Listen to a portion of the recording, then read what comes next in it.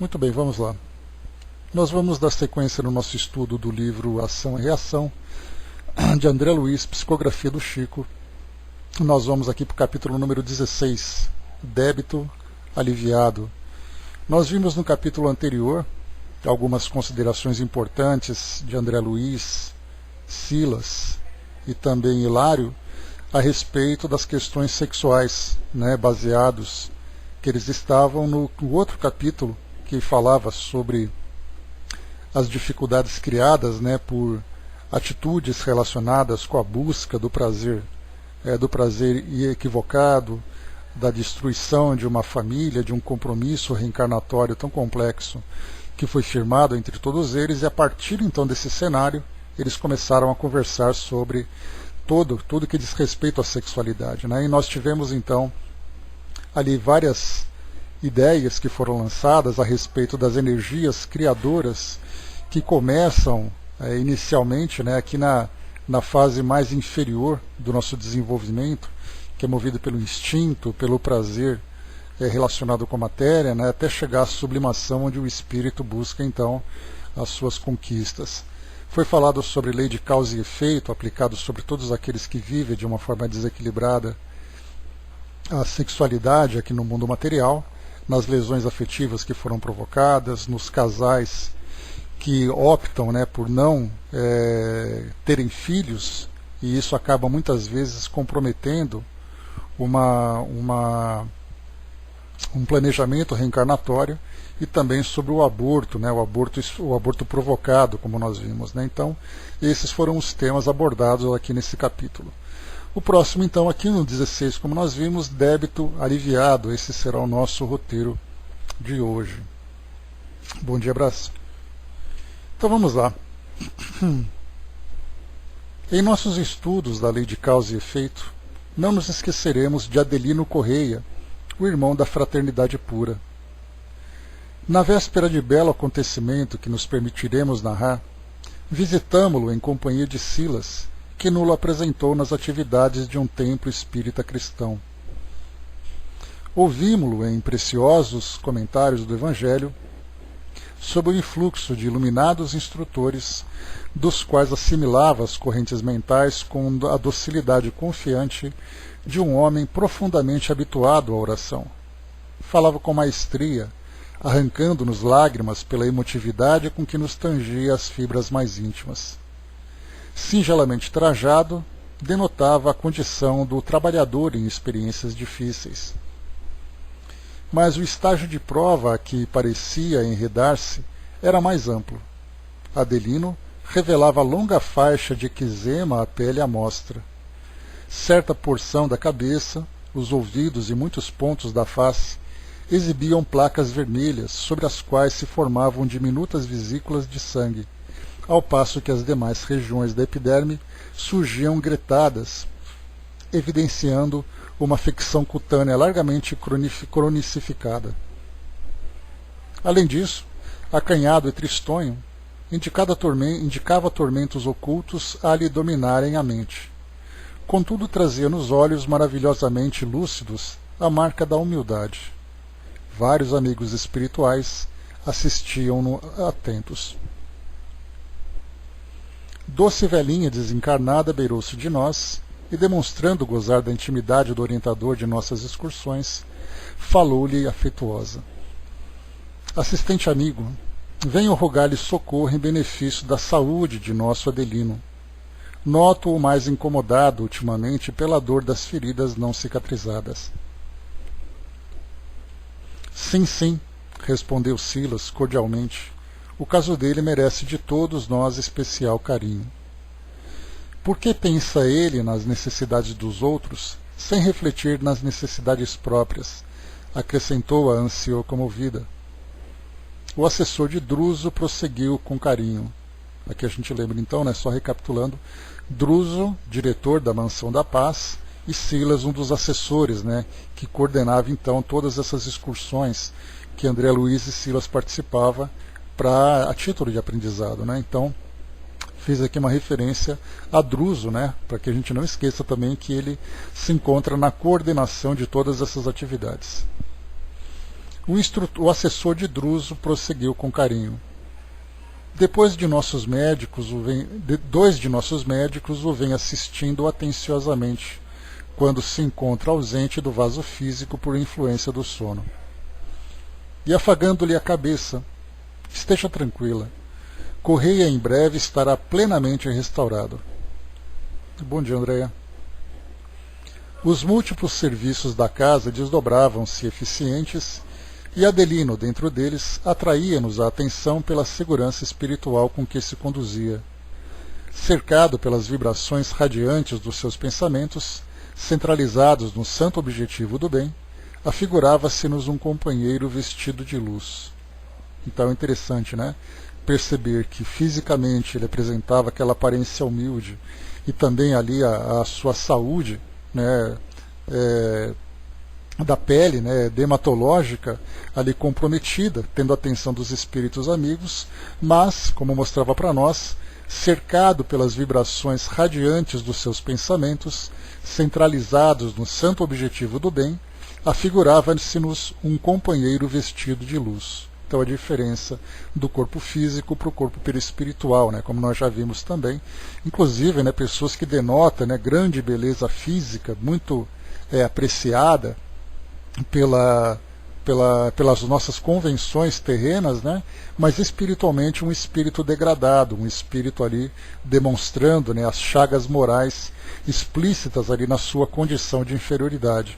Então, o físico nem sempre corresponde àquilo que é o espiritual. Então, o ideal, claro, é a gente sempre ter essa harmonia entre físico e espiritual, porque mostra que intimamente o espírito traz ali a sua saúde moral, a sua saúde espiritual, e fisicamente também denota ali todo o seu equilíbrio, né, como resultado, né, do seu trabalho, do seu comportamento.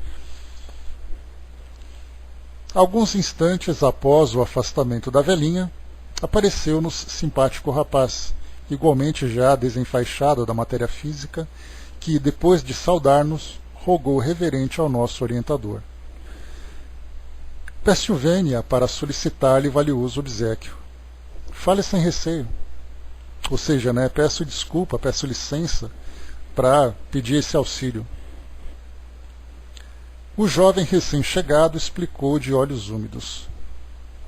Meu caro assistente, sei que o nosso Adelino vem atravessando certa crise financeira. Pelo muito que auxilia os outros, descura-se das próprias necessidades. Pelo amparo que ele oferece constantemente à minha pobre mãe encarnada, insisto no apoio de sua amizade para que seja favorecido. Ainda na semana passada, ouvindo as súplicas de minha genitora viúva, em grande penúria para atender ao tratamento de 2 dos meus manos enfermos, procurei-o em lágrimas, transmitindo-lhe apelos mentais para que nos protegesse, e sem qualquer vacilação, acreditando obedecer aos seus impulsos, visitou-nos a casa, entregando a minha sofredora mãezinha a importância de que necessitava. Ó, meu assistente, rogo-lhe por amor a Jesus, não deixe em dificuldade quem tanto nos auxilia. Silas acolheu a petição com risonha benevolência e disse: Descansemos. Adelino permanece na rede de simpatia fraternal que teceu para o asilo de si mesmo. Incumbem-se muitos amigos de supri-lo com os recursos indispensáveis ao fiel desempenho da tarefa a que se dedicou. As circunstâncias na luta material harmonizar-se-ão em favor dele, atendendo-lhe aos méritos conquistados. Bom dia, soldado. Efetivamente, o serviço espontâneo na afetuosa defesa do amigo que ali enxergávamos, prestativo e confiante, era um tema de amizade e gratidão a estudar. Dir-se-ia, observou Hilário intrigado, que todos os tarefeiros em trânsito nesta casa são devedores do irmão sob nossa vista.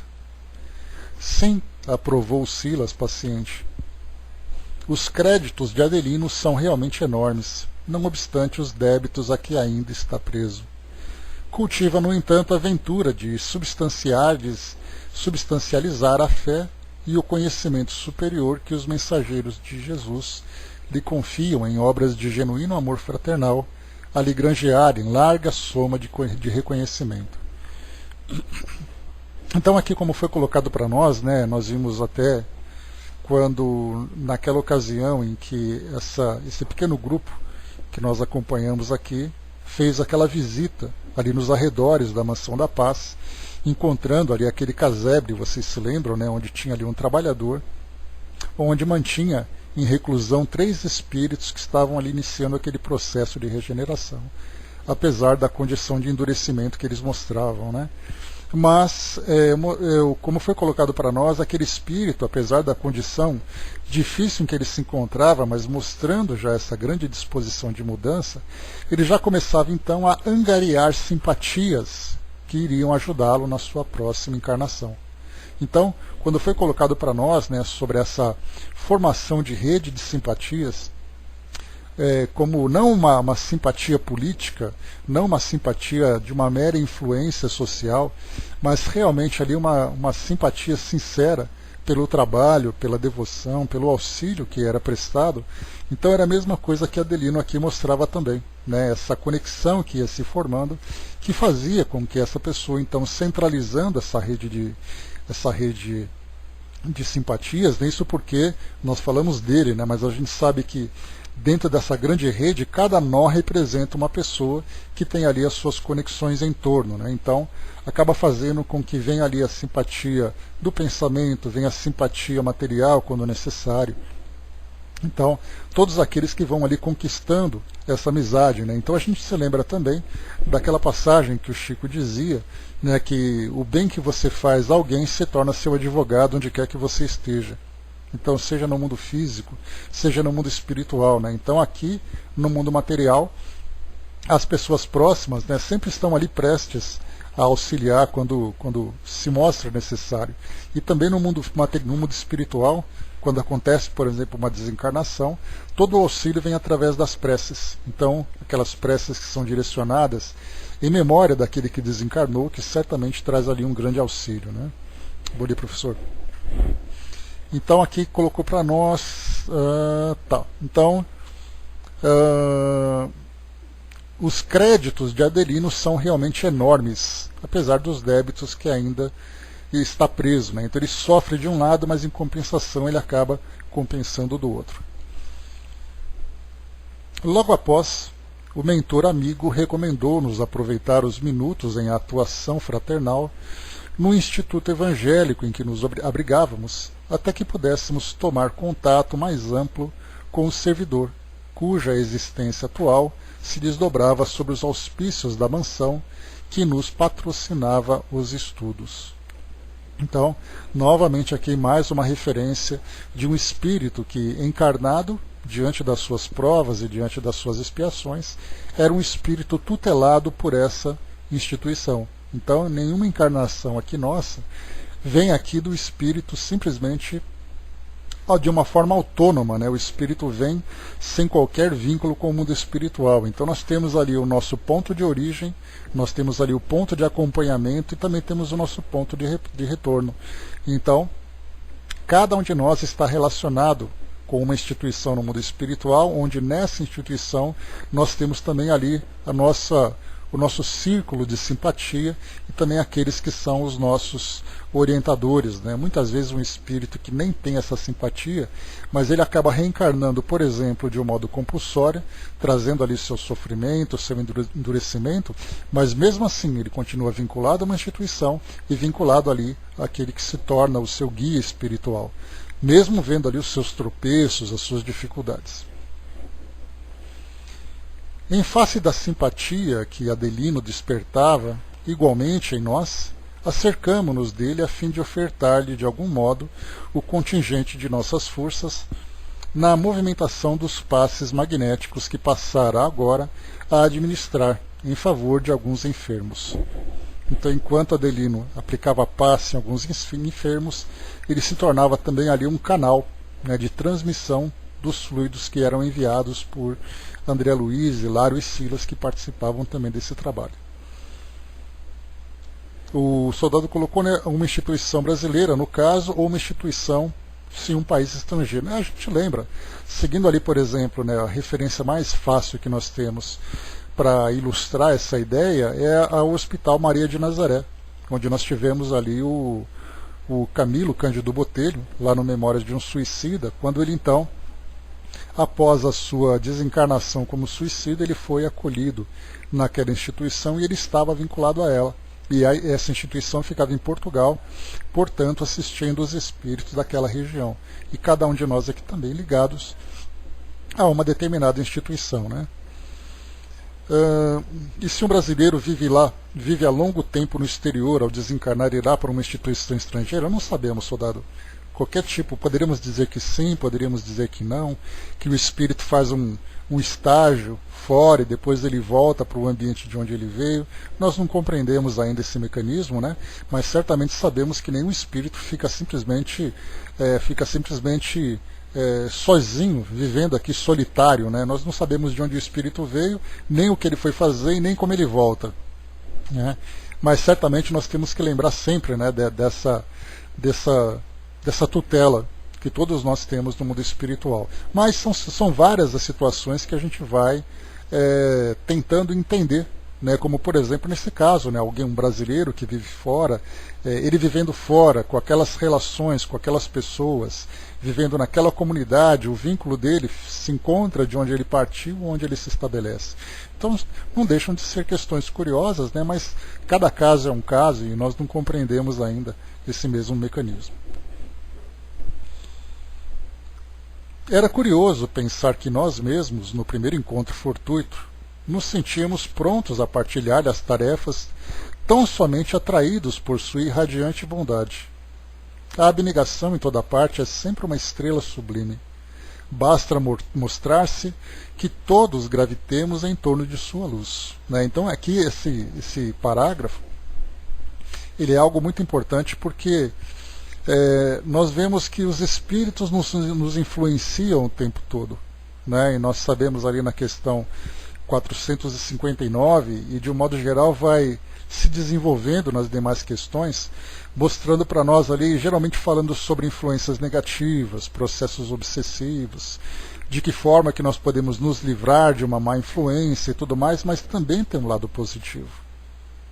E nesse caso, por exemplo, de uma influência positiva, essa influência não se dá com espíritos, por exemplo, que estejam vinculados a nós, espíritos que nos conheçam.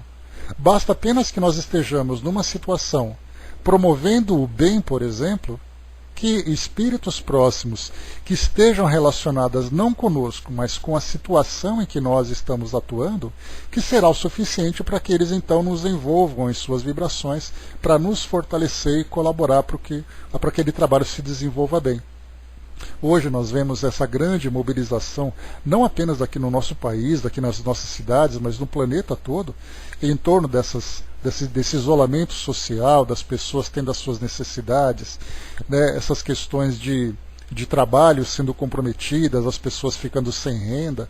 Então vemos ali muitos grupos se mobilizando para poder fornecer alimento, fornecer recursos, atender de alguma forma essas pessoas que precisam.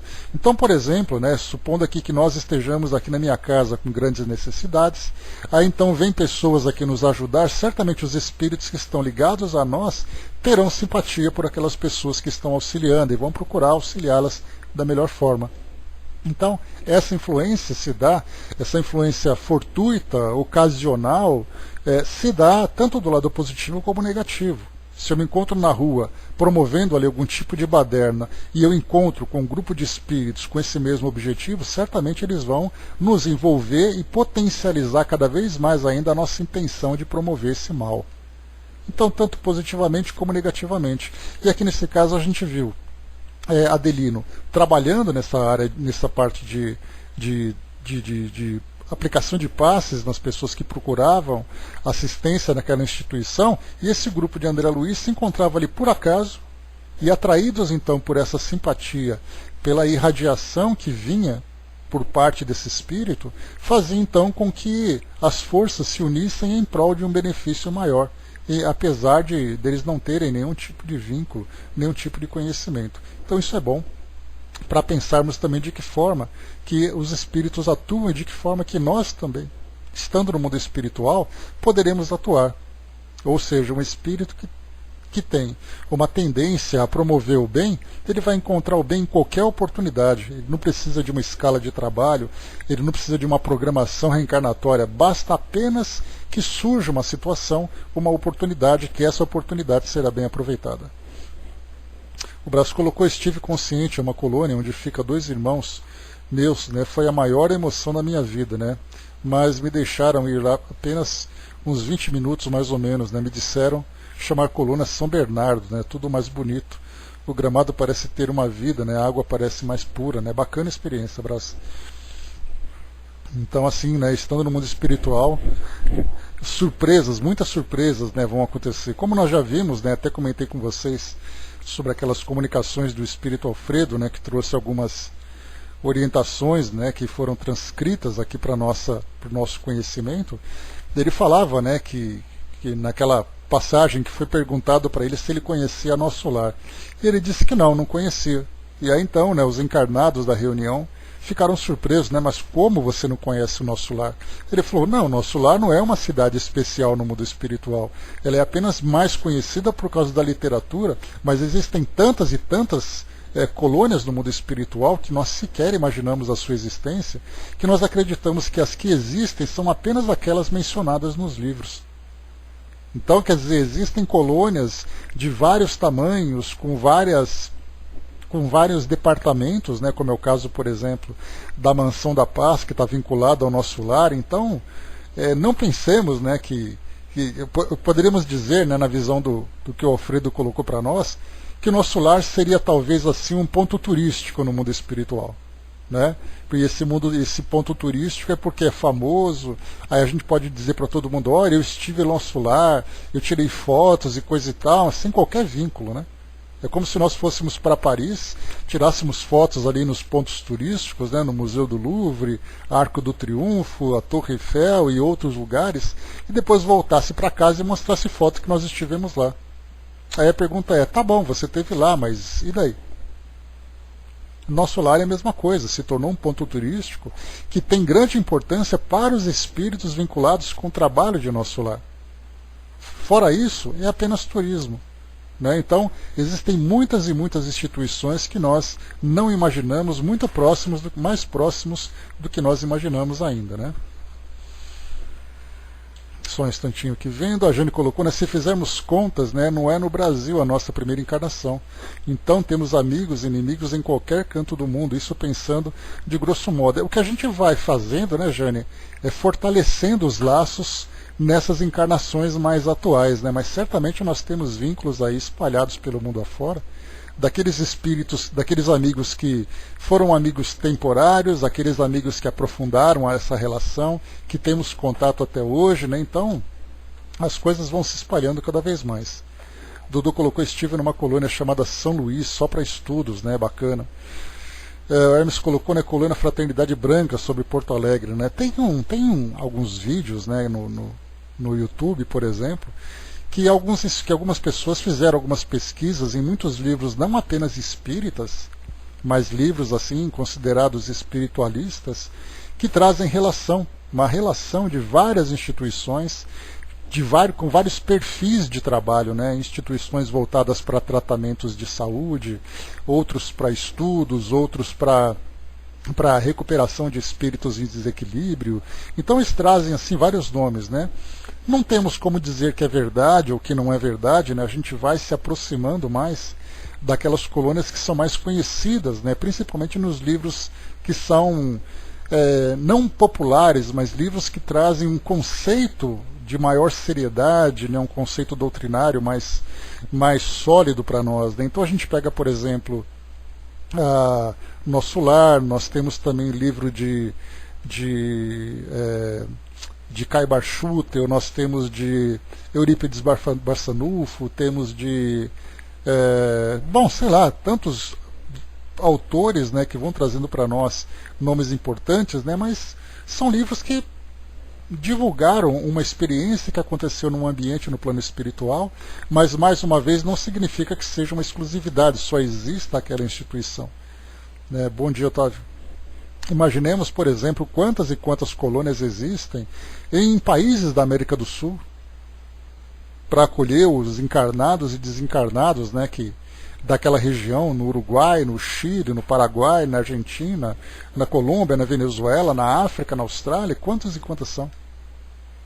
Na Europa, por exemplo, né, por ser ali uma região que quase do tamanho do Brasil ali, né, com tantos e tantos países, com idiomas diferentes, com culturas diferentes, colônias que trabalham próximas, colônias que sei lá, não dá nem para dizer quantas e quantas são, né?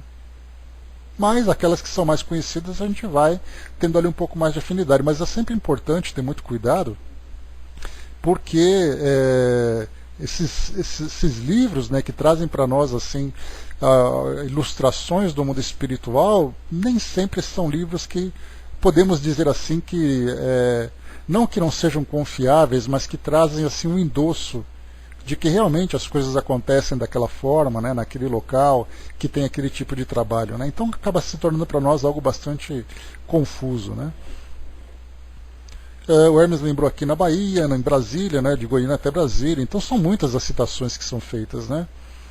A Jane colocou, depois de um trabalho de desobsessão, ou antes mesmo, né, muitas vezes vamos sim, né, para a luta na rua, etc., né, um trabalho feito de preparação. Mas enfim, né, tem bastante coisa bacana para a gente poder ver. Continuando, vamos lá.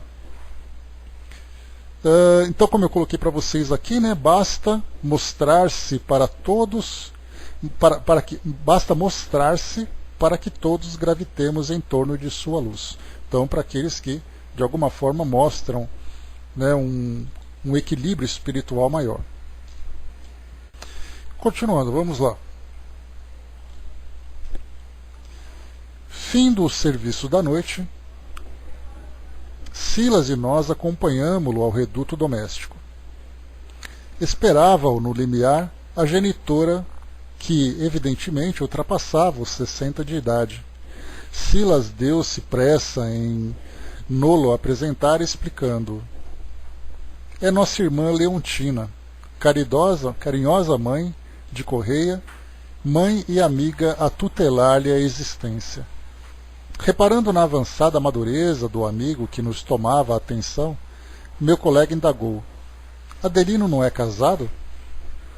Sim, nosso irmão é casado, mas não conta com a presença da esposa. A resposta dava-nos a entender que o companheiro atravessava provas perante as quais nos cabia respeitosa discrição.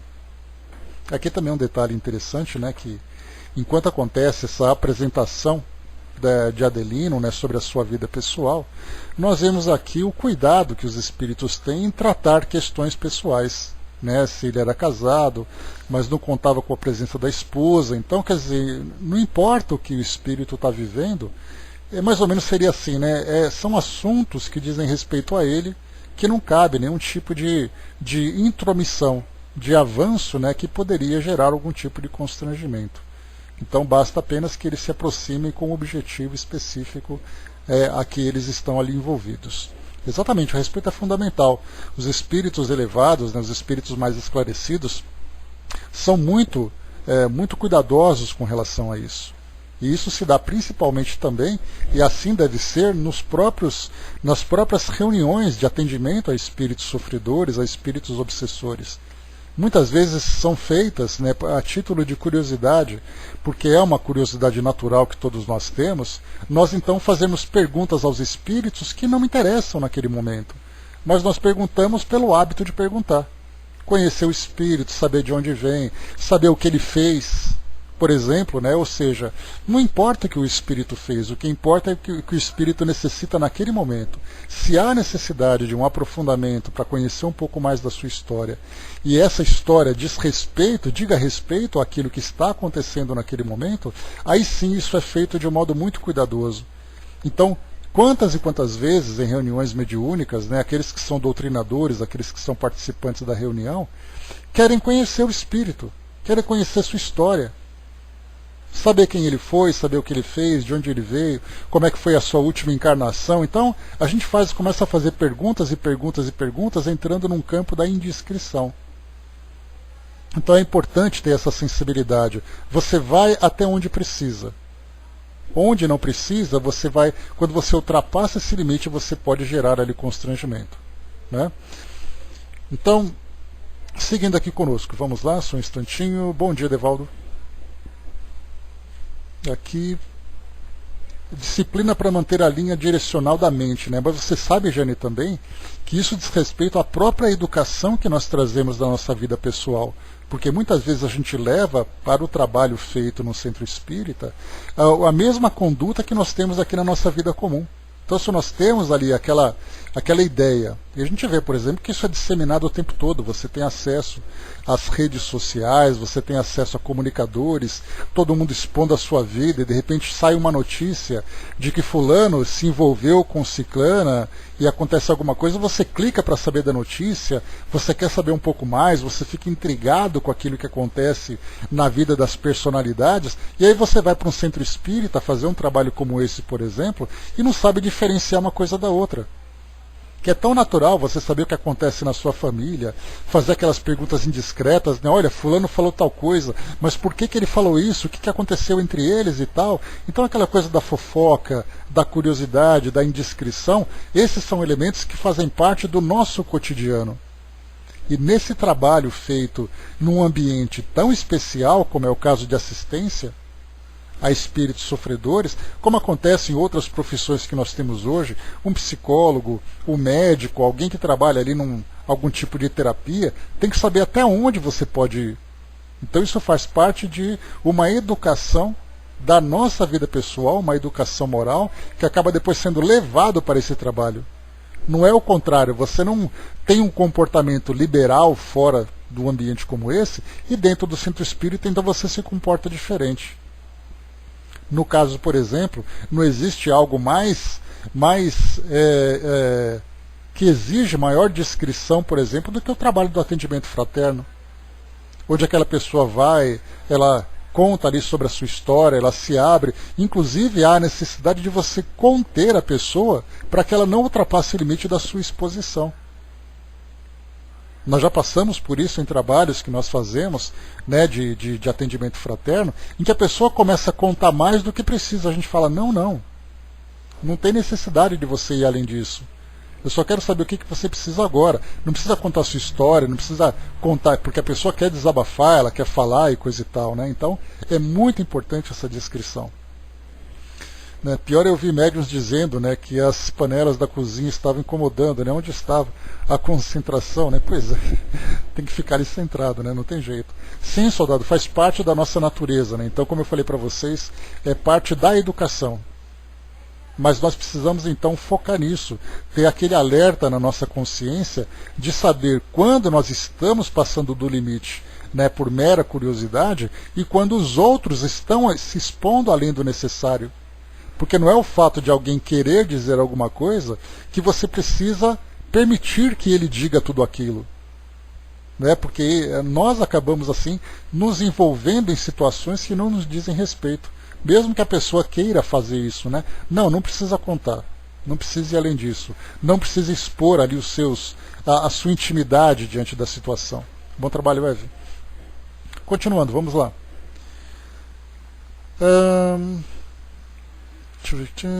A resposta dava-nos a entender que o companheiro atravessava provas perante as quais nos cabia a respeitosa discrição. E enquanto mãe e filho se entregavam a doce entendimento, Silas fez-nos penetrar em aposento próximo. Junto à porta de entrada, alinhavam-se 3 leitos, ocupados por outras tantas criancinhas. Valeu, professor. Sim, já é. A partir das 10 já. Loura menina, de seus 9 a 10 anos presumíveis, ao lado de 2 petizes de escura tez, recordava a Branca de Neve entre 2 anões. Todos dormiam placidamente. Afagando a boneca viva, o assistente informou: essa é Marisa, a filha de Correia, de quem a mãezinha se distanciou em definitivo há 6 anos. Então aqui já mostra para nós, né, que a mãe da menina se distanciou há 6 anos, ou seja, houve ali uma separação do casal, né? Designando em seguida os 2 meninos de cor, aduziu: Aqui viu, né, os dois meninos de cor, uma expressão típica daquela época, né? Hoje já não é mais politicamente correto usar essa expressão, né? Então, usar uma pessoa de cor, né? Olha só a expressão antiga, né? Então é importante a gente perceber que esse texto foi produzido numa época em que isso era normal. Então não adianta querer hoje fazer crítica que isso não deve ser dito ou coisa parecida. Então é importante contextualizar as expressões, as ideias, né, conforme ali cada grupo, cada cultura e cada período vai trazendo para nós. E estes pequeninos são Mário e Raul, dois enjeitados que Adelino abraçou por filhos do coração. Hilário e eu, adivinhando as aflições ocultas que de certo enxameavam na existência do chefe da casa, silenciávamos de propósito em reverente expectativa. Entendendo-nos a atitude, Silas passou a falar-nos mais longamente, aclarando: para exaltar o santificante esforço de um amigo, a fim de estudarmos juntos um processo de dívida aliviada, permitimos-nos algo dizer em torno do passado recente do nosso companheiro, que visitamos, agora empenhado ao labor do seu resgate. Qual, se quisesse centralizar os recursos da memória, emudeceu por instantes e finalmente continuou. Então aqui Silas vai apresentar para eles um pouco do contexto envolvendo Adelino e principalmente, né, por causa do trabalho que ele vem fazendo para o alívio, né, conforme o título é apresentado para nós aqui, né, débito aliviado. Então, no que se deu esse débito? Então ele tem ali a filha, tem mais essas duas crianças que foram adotadas, é alguém que tem ali uma dificuldade financeira grande, principalmente pelos sacrifícios que faz em benefício de outras pessoas. Teve o casamento que acabou terminando, né, a relação dele com a esposa, enfim, a ligação que ele tem com a mãe. Então nós vimos ali um cenário atual que tem uma razão de ser, que então Silas vai apresentar para que possam entender exatamente a forma de auxiliar esse espírito. Então, nesses casos, há necessidade de fazer ali uma investigação um pouco mais profunda, inclusive nos casos que nós já estudamos, alguns deles bastante complexos, mostram que esses instrutores espirituais, que não apenas têm ali a capacidade, mas também têm o acesso a essas informações, muitas vezes fazem uma investigação que demandam ali 3, 4 encarnações no passado. Tamanha a complexidade das coisas, da forma como tudo isso foi se desdobrando, até chegar ao presente. Então não basta apenas olhar o que o espírito fez na sua existência anterior. Muitas vezes a existência anterior foi uma consequência de um outro evento, que foi de um outro evento, então eles vão investigando a fundo cada situação. Então a gente pode perceber que algumas situações demandam ali uma investigação de várias existências, ou mostrando ali um encadeamento entre todos os eventos, né? Sim, né? Então, para esses casos, né, soldado, a gente vê que não dá para a gente especular, né, mas poderíamos dizer assim que algumas investigações poderiam até ter 3, 4 encarnações. Eu acho que mais do que isso não tem assim tanta necessidade, porque não adianta mexer lá no fundo, né, do que o espírito viveu. São coisas mais recentes, né? Então, talvez ali esse máximo que eles tenham necessidade de chegar. Diferente, por exemplo, né, a gente viu a história de Emmanuel, quando ele escreveu lá no passado, né, o livro há 2000 anos, 50 anos depois e tal, e são livros que foram publicados agora, né, no século XX. Então, quer dizer, voltaram ali quase 2000 anos no tempo, porque houve uma necessidade específica de estudar, né, aquela história. Assim como nós tivemos também, né, o livro publicado ali por Abel Glasser sobre Eustáquio, 15 séculos de uma trajetória, né? Então tivemos ali, né, 1500 anos para estudar as diversas encarnações desse espírito, para conhecer os seus altos e baixos, as suas experiências, né? Então foi ali um aprofundamento acadêmico para trazer para nós uma história, né? E aí nesse caso, né, Bras, inclusive acaba entrando nessa parte de regressão de memória, para que o espírito pudesse então ser auxiliado para resgatar essas imagens e tudo mais. Para casos terapêuticos, como nós vimos no plano espiritual, Nós já tivemos relatos de que isso também acaba sendo necessário para algumas situações. Então há espíritos que apenas fazem uma regressão para verem ali a sua última relação, a sua última vivência aqui no mundo físico, e há outros casos mais complexos que o espírito então faz aquele retrocesso mais profundo, né? Vamos lá, continuando. Só o soldado colocou aqui para nós, deixa eu ver aqui rapidinho. Eu, por exemplo, fiz coisas maravilhosas e coisas terríveis em encarnações pretéritas, né? Mas faz parte do processo evolutivo. Então, a gente lembra, por exemplo, que lembrarmos desses eventos antigos, através dessa regressão de memória, ela acaba sendo conduzida pelos espíritos por uma necessidade objetiva. Então você tem essa situação, para compreender essa situação, você volta no passado e começa a fazer aquelas análises específicas, análises pontuais, para poder desenrolar desfazer todo esse nó que acaba depois trazendo tantos problemas e tantos desequilíbrios para o espírito.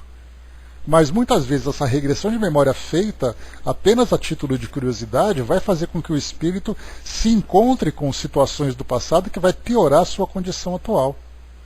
Ou seja, mexer com a consciência adormecida de um indivíduo precisa ali de um conhecimento muito amplo. Do contrário, vai ser apenas ali para complicar cada vez mais a situação atual. Por isso, então, o esquecimento do passado, como nós já estudamos, né? Avançando, vamos lá. Em meados do século precedente, Adelino era filho bastardo de um jovem muito rico, que o recebeu das mãos da genitora escrava, que desencarnou ao trazê-lo à luz.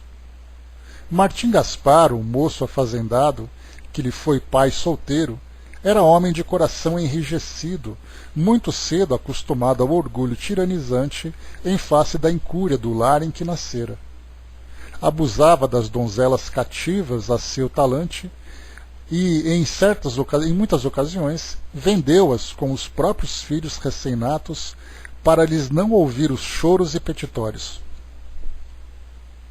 Temido na casa grande da qual se fizera absoluto senhor, por morte do velho pai, que em vão buscara tardiamente controlar os instintos, sabia usar o tronco e o chicote sem qualquer compaixão.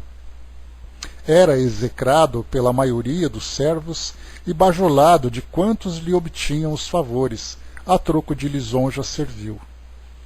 Entretanto, para o filho Martim, o mesmo Adelino de agora,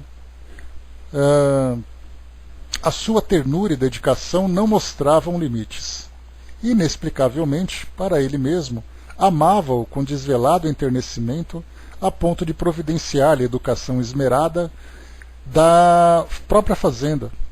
Entre pai e filho estabeleceram-se dessa forma os mais santos laços afetivos. Eram companheiros inseparáveis dos jogos e dos estudos, no serviço e na caça. Foi assim que Gaspar, não obstante cruel com os outros rebentos da própria carne, nas senzalas sofredoras, não hesitou em legitimá-lo como filho perante as autoridades do tempo, tornando-o partícipe de seu nome e de sua herança. Pai e filho contavam, respectivamente, 43 e 21 anos de idade, quando Gaspar, embora solteirão amadurecido, resolveu casar-se em grande metrópole desposando Maria Emília, leviana jovem de 20 primaveras que, trazida à grande casa rural, desenvolveu sobre o enteado estranha fascinação. Então, é curioso, né, perceber então que o pai era aquele filho de fazendeiro, né, mimado, tirânico e tudo mais, que acabava abusando daquelas moças que eram escravas, e geralmente quando engravidavam então ele vendia com os filhos para não ficar depois tendo que ter essa preocupação. A gente lembra que naquela época não se tinha muito cuidado com essa questão de paternidade e tudo mais, né? Mas no caso de Adelino, ele então era um desses filhos, mas com quem o pai tinha um laço muito profundo. Então ele acabou trazendo o filho para o seu convívio pessoal, né, fazendo com que ele se tornasse um dos filhos legítimos. Mas tudo então ali acontecia muito bem, até que apareceu essa moça, Maria Emília, uma jovem então, que se envolveu com o pai e acabou exercendo um fascínio sobre o filho. Então veio ali aquele Estava tudo bem até aparecer essa jovem na vida dos dois. Vamos ver como é que as coisas aconteceram. Martim, extremamente amado pelo genitor, então a gente lembra que Gaspar era o pai, Martim era o filho, Martim sendo Adelino. Martim, extremamente amado pelo genitor, atraído agora para os encantos femininos da madrasta, passou a experimentar torturantes conflitos sentimentais. Ele, que se julgava o melhor amigo de Gaspar, entrou a detestá-lo. Não lhe tolerava a posse sobre a mulher que desejava, sabendo-se por ela ardentemente querido, porquanto Maria Emília, pretextando essa ou aquela necessidade, sabia isolá-lo em viagens diversas nas quais lhe exacerbava a afeição juvenil. Ambos souberam furtar-se a qualquer desconfiança e, totalmente entregue à paixão que o requestava, o jovem Martim, desprevenido, planejou o medonho parricídio em que se enliçou desventurado, ou seja, começou a tramar o assassinato do pai. A gente lembra, só a título de curiosidade, essas denominações de qualquer tipo de assassinato tem ali os seus próprios nomes. Então você tem, por exemplo, parricídio, que é o assassinato do pai, feminicídio, infanticídio, fraticídio, homicídio, genocídio. São vários tipos de crimes contra a vida que a nossa sociedade acabou rotulando e trazendo ali leis específicas para cada uma delas. Então, sabendo o genitor acamado em tratamento do fígado enfermo, tomou a cooperação de 2 capatazes de sua inteira confiança, Antônio e Lucídio, igualmente verdugos de meninas cativas, e certa noite administrou-lhe uma poção entorpecente com a aprovação da madrasta. Tão logo se pôs o doente a dormir, coadjuvado pelos 2 cúmplices que odiavam o patrão, espalhou substâncias resinosas no leito paterno, simulando logo após o incêndio no qual o mísero Gaspar, em horríveis padecimentos, se ausentou do corpo. Conduzido o pai ao sepulcro e apoderando-se-lhe dos haveres, tentou a felicidade ao pé de Maria Emília. Todavia o genitor desencarnado, a inflamar-se em cólera, envolveu em nuvens de fluidos inflamados, contra os quais o infeliz não possuía defesa. Ou seja, começou aqui um processo de obsessão do pai contra o filho. Apegando-se ao afeto da companheira, Martim procurou anestesiar a consciência e esquecer. Confiou a fazenda aos cuidados de ambos os cúmplices do tenebroso delito e, arrimando-se à companhia da mulher, demandou a Europa, em busca de repouso e distração. Tudo, porém, debalde, ou seja, tudo, porém, inútil. Ao fim de 5 anos de residência, tombou integralmente vencido sob o jugo do espírito paternal que o cercava incessantemente, apesar de invisível. Abriu-se-lhe a pele em chaga, como se chamas ocultas o requeimassem. Circunscrito ao leito de dor e constantemente empolgado pelo remorso, recapitulava mentalmente a morte do genitor em urros de martírio selvagem.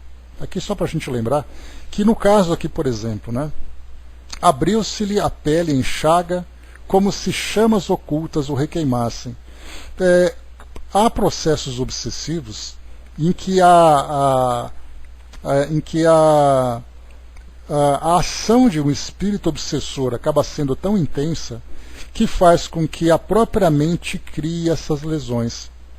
Então não havia motivo nenhum para que ele ficasse com essa doença, mas o pai ficava sempre lembrando, não apenas lembrando, mas até mesmo o envolvendo naquelas vibrações, lembrando do crime, lembrando da forma como o assassinato aconteceu, lembrando das lesões que o espírito levou perispiritualmente para o mundo espiritual. Então as suas próprias chagas impregnadas ali no seu perispírito, e essas vibrações, esses fluidos envolvendo o encarnado, fazia com que ele assimilasse também essa ideia. Então a gente lembra que a mente acaba criando uma ideia, essa ideia é transmitida para o perispírito e acaba sendo depois somatizado no corpo físico. Então acaba sendo, muitas vezes, nesses processos de obsessão mais profunda, mais intensas, né, doenças que são desconhecidas, causas que são desconhecidas e doenças que são incuráveis pela nossa medicina, mas cujas causas estão exatamente na mente do espírito. E aí, então ninguém tem mais, tem uma compreensão melhor sobre isso, né? O Brás lembrou aqui, na Verdades Ocultas, até a vinda de Chico Xavier, né? Céu e Inferno fala mais superficial. E, em alguns casos, né, Brás, por exemplo, nós tivemos entrevistas que Kardec publicou na revista, em que ele fala daqueles processos obsessivos extremamente intensos, né? Então, até mesmo possessões que nós vimos e tal, né? Mas no caso do Chico, ele contextualiza, né? Ele contextualiza uma determinada situação, e a gente começa a conhecer um pouco, né, da causa, do efeito, do desdobramento, quem são as personagens. Então isso acaba ilustrando para nós melhor, né, contando toda aquela trama, para entendermos ali um evento que Kardec, né, no caso de Kardec, não tinha o objetivo de trazer para nós um romance. Não que a palavra romance diminua a importância desses relatos. A gente lembra, por exemplo, no livro, eu acho que foi Tramas da Obsessão. Não, Dramas da Obsessão não, foi acho que no Devassando o Invisível, a dona Ivone do Amaral Pereira, ela fala para nós sobre a importância do livro espírita. Então ela comenta que o livro espírita são livros que são trazidos do plano espiritual com o objetivo de aprendizado. E aqueles relatos não são fictícios. São relatos reais. Então livros como esses mostram para nós uma trama em forma aqui se fizermos uma comparação a algo parecido com uma novela, por exemplo, né? Mas que na verdade é um relato que traz ali o seu resumo, traz ali, né, a forma como ele é contada, com os seus dramas e tudo mais, mas acaba sendo aqui para nós um relato real do que acontece no mundo espiritual e do que aconteceu da história de muitos espíritos. Então, quando se fala em romance, não pensemos numa ficção, mas é a forma como o texto é escrito, dessa forma romanceada, contando então o desenrolar, instigando as nossas emoções e tudo mais, né? Descrevendo as personagens. Então, não significa que o fato de estar em forma de romance seja então um livro de ficção. A Chaconete colocou, né, a traição é ruim para o traído, mas imensamente pior para o traidor, né? E acaba ali sendo um vínculo bastante negativo entre todos aqueles envolvidos nessa situação. Voltando aqui um pouquinho para nós, deixa eu ver. Aqui o soldado lembrou, né, no caso ali, Dante Alighieri, A Divina Comédia, né, tem ali o círculo dos traidores, né? Lá que é um dos círculos do inferno, né? Que acaba até sendo, acho que o mais profundo, se eu não me engano, né, soldado? Porque mostra ali de vários pecados que são cometidos, e aquele da traição é aquele de maior sofrimento. Porque aquela da traição, né, conforme foi descrito no livro, é o mais profundo deles, porque a traição é aquela coisa assim, de você não comete um pecado contra si mesmo. Você comete um pecado contra a confiança que o outro depositou em você. Então acaba sendo lá no fundo, é o círculo mais profundo em que os espíritos sofrem. Inclusive, né, no filme Amor Além da Vida, tem aquele trecho em que eles estão caminhando e tem aquelas cabeças, né, que ficam ali enterradas, né, aquelas pessoas com as cabeças ali presas, né, no chão. Né. Naquele local é o círculo das traições, conforme a descrição de Dante Alighieri. Bom dia, Ana. Então, no caso de Caronte, né, Brás, que é ali o guardião, né, é o barqueiro do inferno ali, né, então tem que pagar para ele o imposto mesmo. A Érica colocou, né, o que fazemos quando não conseguimos perdoar, né? Então, os espíritos trazem para nós, Érica, vários processos, né, da forma como nós podemos conquistar esse perdão. Primeiro que o perdão não acontece de uma hora para outra. né, muitas vezes a mágoa que nós trazemos, muitas vezes a decepção, né, as lesões que são provocadas por uma traição, né? Quando a gente fala em traição, a gente não fala necessariamente de uma traição afetiva, né? Se trai a confiança, se trai os sentimentos, né? Se traem, né, a dedicação que as pessoas têm. Então, por exemplo, o espírito Hamed, no livro, num dos livros, né, que psicografados pelo Francisco do Espírito Santo Neto, ele traz para nós uma dica, né, sobre a forma de perdoar. E ele começa assim, que o primeiro caminho para você perdoar alguém é você manter uma distância mental daquela pessoa. A distância mental significa, não é uma distância física, até porque muitas vezes você convive diariamente com uma pessoa e você não tem como simplesmente você se distanciar dela. Bom dia, Miriam. Então ele fala de você, uma distância psíquica, significa você não alimentar aquelas ideias que sempre fazem com que nós retornemos àquele evento que trouxe para nós o machucado, a lesão, a dor. Então cada vez que você olhar para a pessoa e você fica assim, porque ela me fez isso, porque ela me fez aquilo, e você fica sempre remoendo aquilo tudo, então manter essa distância mental, essa distância psíquica, como ele chama, é um primeiro passo. E o perdão ele vem naturalmente, então não é simplesmente eu quero perdoar.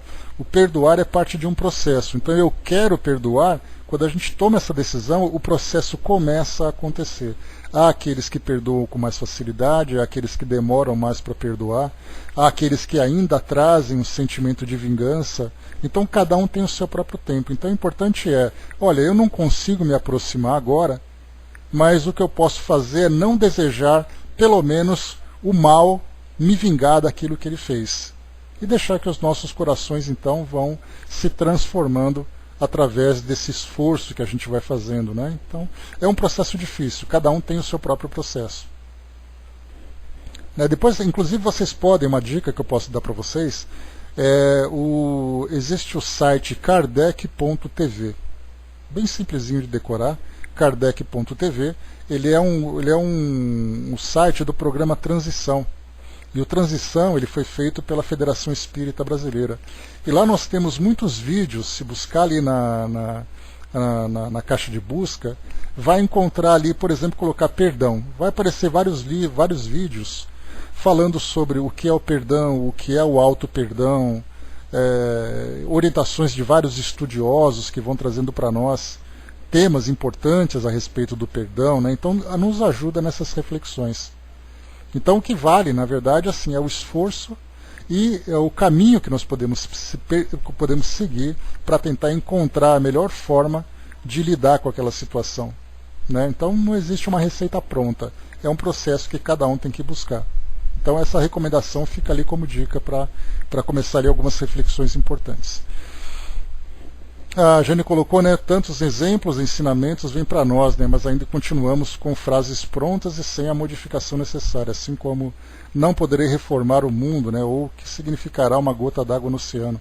Frases que escutamos muito e também já vivenciamos, né, isso requer reforma. Só assim teremos condições de levar palavra amiga, né? Pois a gente tem que sair das convenções terrenas, até porque essas convenções terrenas elas dizem muito respeito à vida a partir de uma perspectiva muito simplificada, né? Ou seja, nós existimos agora e essas frases dizem para o agora, dizem respeito ao agora. Mas quando nós temos uma visão da imortalidade do espírito, da necessidade de transformação, essas frases todas caem por terra. Nós sabemos que a nossa evolução depende de um esforço contínuo, de um trabalho contínuo que vai acontecendo. E então, né, tudo aquilo que a gente imagina que é alguma coisa relacionada com a desistência, que não vale a pena, que todo o trabalho é inútil, né, tudo isso então acaba sendo descartado para sempre pensar que é sempre possível alcançar algo mais e evoluir mais, né? Deixa eu ver aqui em cima, vamos lá, seguindo aqui para a gente poder avançar um pouco, né? Então eu falava para vocês aqui da importância desses relatos. Então continua para nós aqui, né? Circunscrito, então a gente lembra aqui, né, que no caso Martim, ele foi na Europa, então começaram a vir aquelas chagas que a gente falava sobre ali o processo obsessivo que o pai Gaspar exercia sobre ele. Circunscrito ao leito de dor e constantemente empolgado pelo remorso, recapitulava mentalmente a morte do genitor em urros de martírio selvagem. Não sabia desse modo senão chorar, gritando a esmo o arrependimento de que se via possuído, no que foi interpretado à conta de louco pela própria companheira, que se dava pressa em reconhecer-lhe a suposta alienação mental, de modo a inocentar-se perante os amigos e servidores. Foi algemado a semelhante suplício que Martim recebeu escárnio e abandono dentro do próprio círculo doméstico, vindo a expirar em tremenda flagelação. Então, a morte dele aqui, né, expirar em tremenda flagelação, é o modo como ele desencarnou, né, abandonado, tratado como louco, né, então desprezado pelo seu comportamento. Martim Gaspar, o genitor assassinado, aguardou-o no túmulo, arrastando-o para as sombras infernais, onde passou a exercer pavorosa vingança. Então aqui, por mais que os espíritos, né, como no caso aqui André Luiz, se esforcem para trazer para nós uma descrição do que é esse ódio, do que é essa vingança, essas sombras infernais, círculos infernais, por mais que nós nos esforcemos, né, estimulando ali a nossa criatividade, nós não conseguimos imaginar essa realidade, né, de tão dolorosa que ela é.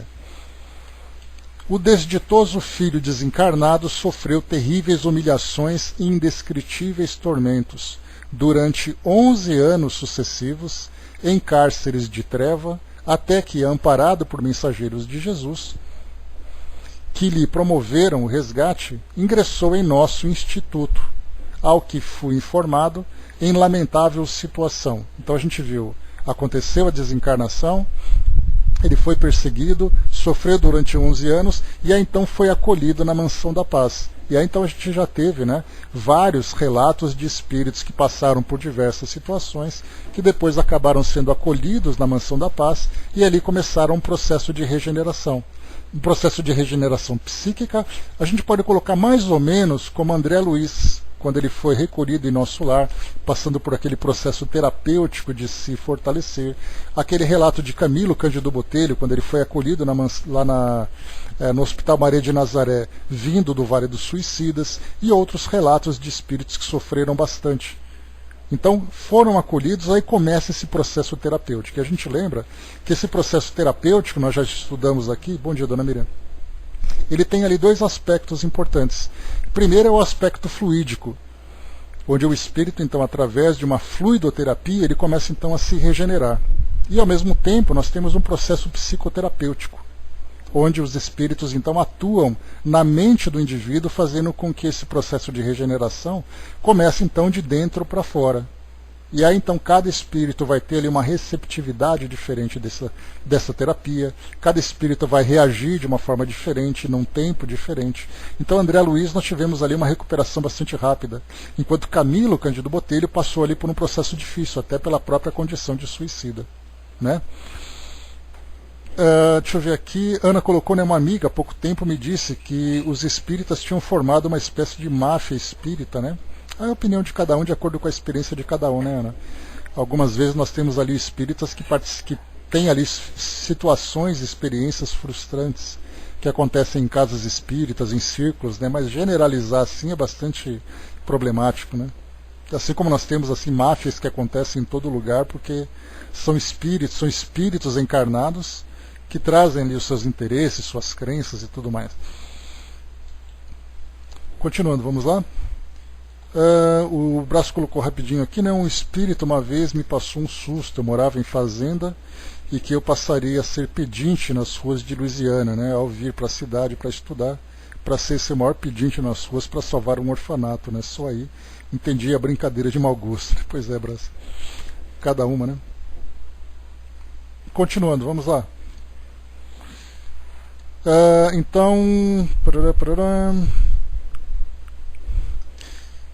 Então, 11 anos até que foi acolhido no instituto, ao que foi informado em lamentável situação. Nós tivemos ali algumas descrições, né? Tendo entrado em sintonia com o genitor, sequioso de vindita, através das brechas mentais do remorso e do arrependimento tardio, foi hipnotizado por gênios perversos que o fizeram sentir-se dominado de chamas torturantes.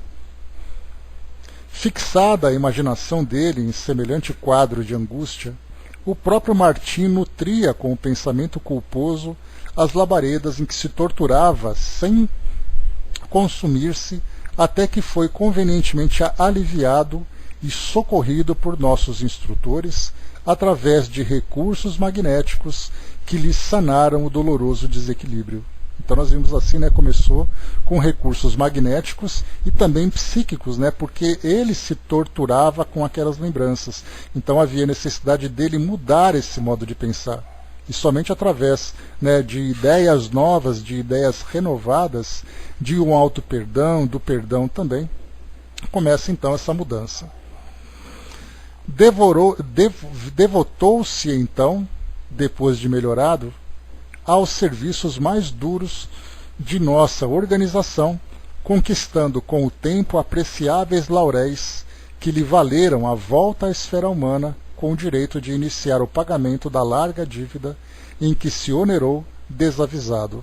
Então, o interessante é a gente perceber que, assim que ele alcançou aquela condição de equilíbrio, ele começou então a trabalhar ardentemente nas mais difíceis situações, que foi, como eu comentei com vocês um pouco antes, aquele caso daquele espírito que trabalhava para a instituição naquele casebre que ficava nas cercanias da colônia.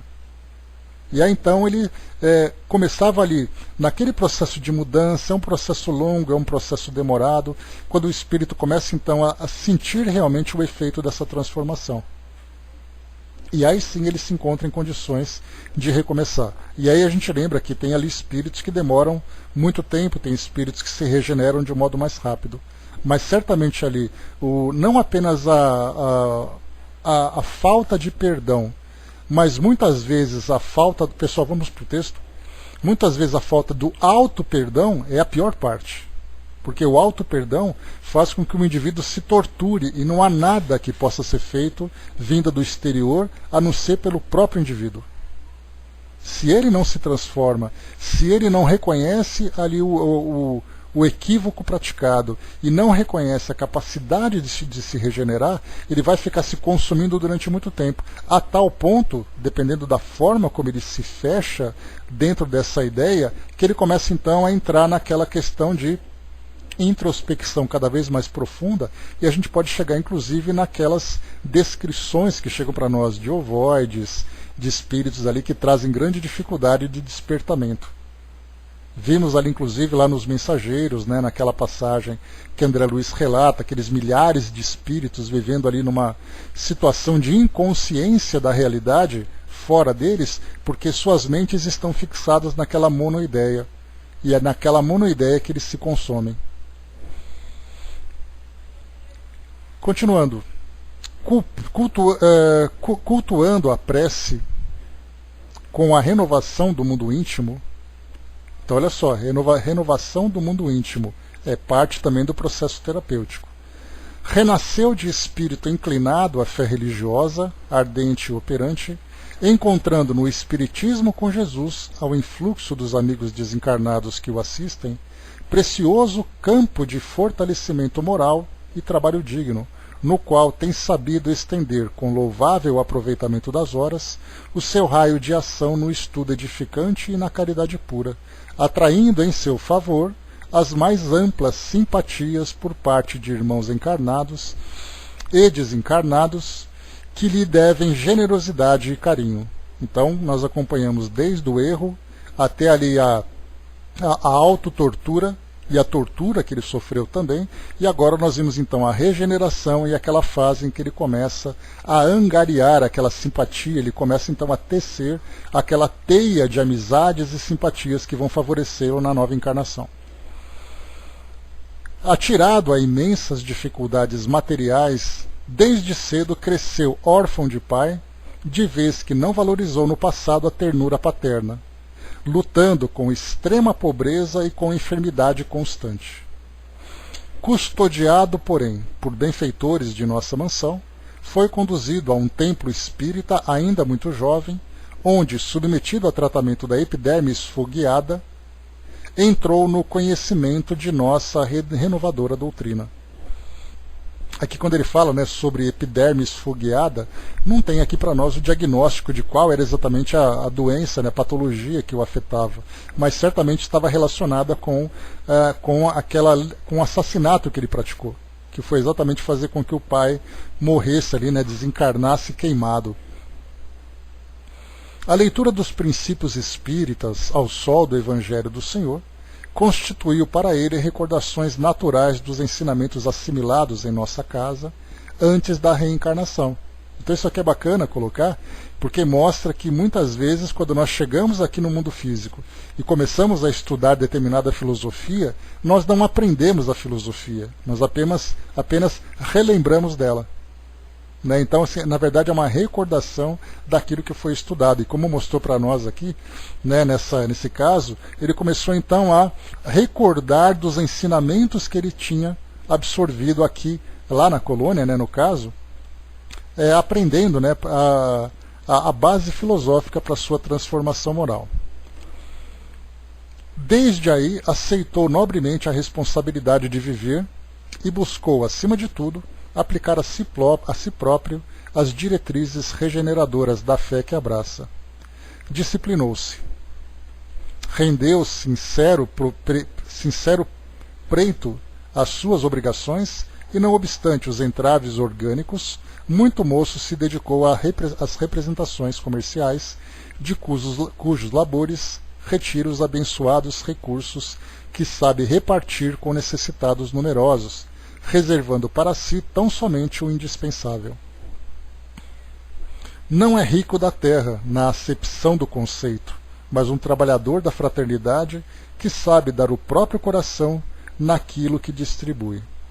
Trilhando o caminho da simplicidade e da renúncia edificante, modificou as impressões de muitos dos companheiros de outro tempo, que, nas baixas camadas da sombra, se lhe haviam transformado em perseguidores e desafetos, obsessores estes que, em lhe observando os exemplos novos, se sentiam moralmente desarmados para os conflitos que se propunham manter.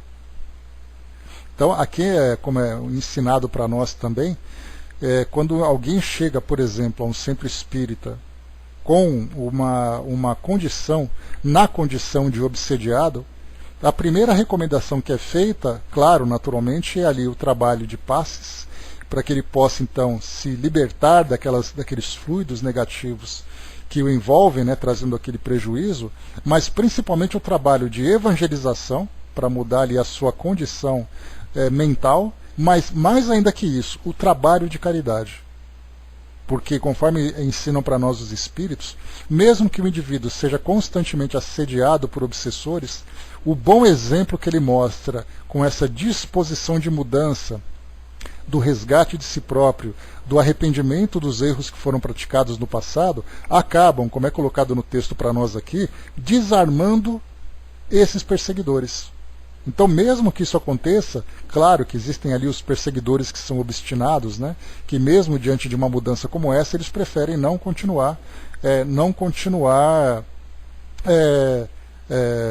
permitem que eles tenham esse sossego, essa tranquilidade. Mas mesmo assim é essa perseverança que vai fazer com que ele se eleve moralmente, fugindo dessa camada vibratória tão negativa em que ele se encontrava.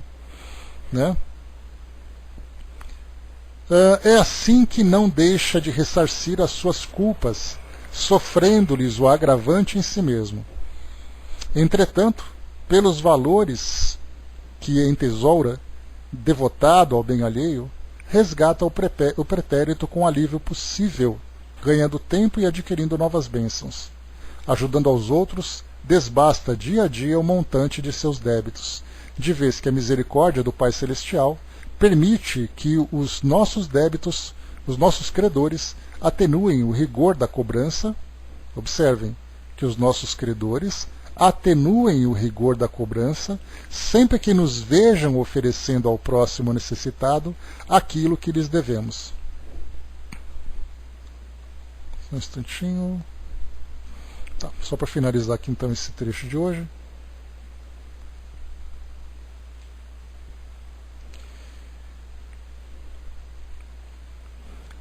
Silas confiou-se à pausa breve, mas Hilário, tanto quanto eu, fascinado por sua exposição clara e sensata, rogou, sedento de ensino. Continue, assistente. Essa lição viva ilumina-nos de esperança. Como se explica estar Adelino ganhando tempo? Nosso amigo sorriu e acrescentou: Correia, que não merecia a aventura do lar tranquilo por haver arruinado o lar paterno, casou-se e padeceu o abandono da companheira que não lhe entendeu o coração.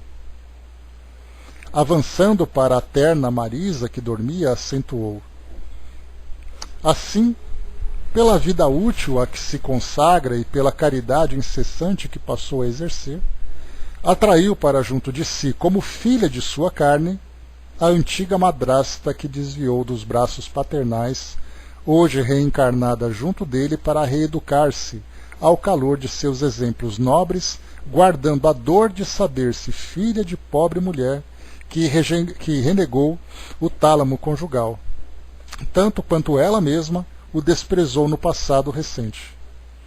Mas não é apenas essa a vantagem de Adelino. Silas pousou levemente a destra nos pequenos que ressonavam e prosseguiu. Dedicando-se de alma e corpo à renovação com o Cristo, nosso amigo recolheu como filhos adotivos, os dois cúmplices do parricídio tremendo, os antigos capatazes Antônio e Lucídio, que, abusando de humildes donzelas escravizadas, de quem furtaram os filhinhos para exterminar ou vender, não encontraram senão o alcoice do berço, vindo para o círculo afetivo do companheiro de outro tempo, no sangue africano que tanto enxovalharam, de modo a lhes receberem o amparo moral, a renovação precisa. Então já começamos ali a fazer uma conexão, né, entre todas as personagens. Então a filha era aquela jovem que ele então desprezou, com quem ele se relacionou, a sua antiga madrasta. Ela que o abandonou, né, tentando ali se isentar de todo o crime que ela praticou. Então ela volta agora como filha, tendo como pai aquele companheiro agora regenerado, mas pelo que mostra para nós, ela então vai ter que aprender com ele. Então ela mostra ainda o mesmo endurecimento do passado, porque o caráter dela do passado era aquele caráter, né, ainda desequilibrado, vamos dizer assim. Os dois filhos adotivos, né, os dois negros, os dois jovens, as duas crianças negras que ele adotou, eram aqueles capatazes que vieram agora como negros, né, que era exatamente ali aquela raça que eles desprezavam naquela época, não apenas desprezavam, como torturavam também. Então, foi formado ali todo aquele círculo. Deixa eu só ver um pouquinho mais aqui, pessoal, para ver se falta muito, porque do contrário a gente para por aqui. Então a gente para por aqui, porque tem bastante coisa para a gente ver ainda. Então, muito bem, pessoal, nós paramos por aqui na página número 212, né, como nós vimos aqui então. Todas as personagens foram aqui construídas, né? Então, só para finalizarmos, diz assim para nós: dispunhamos-nos a formular novas indagações, mas Correia despedira-se da mãezinha e viera ocupar o leito modesto, não longe das crianças. Demonstrando hábitos respeitáveis, sentou-se em prece. Então, fechou-se por aqui